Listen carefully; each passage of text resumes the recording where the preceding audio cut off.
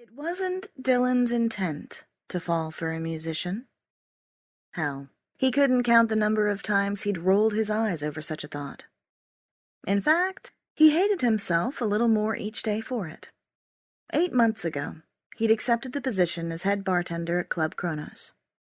At the time, he'd been career-driven, and Kronos was one of the top clubs in New Orleans. It had been one hell of a gig to land. 2 months later, the club's owner had decided to hire a local band on a permanent basis. Their awesome grunge sound fit the place to perfection, and they drew in a huge crowd each weekend. For 60 days, Dylan had lived in ignorant bliss, content with his new position and never suspecting his life was about to take a dramatic turn. That is, until he set eyes on Cade. "What are you doing later on tonight?" The brunette's question caught Dylan off guard. Glancing up at the sound of his voice, his gaze collided with a pair of sexy green eyes.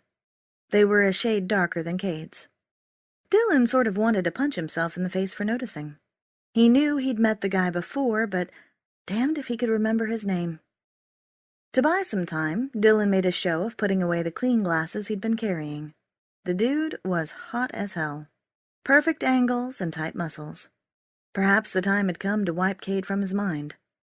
The tattooed and delicious male hadn't shown an ounce of interest. Dylan didn't know why he clung so tightly to the fantasy of him. Sometimes the best defense... "Are you avoiding my question? I could go away." Dylan smiled at the humor in his voice. Between the devilish glint in his eye and his slashing eyebrows, the man's expression bordered on predatory. Hawk. His name was Hawk. The knowledge slammed into Dylan, allowing him to breathe easier. He hated looking like an ass and having to ask someone he'd already been introduced to remind him of their name. Dylan shook his head.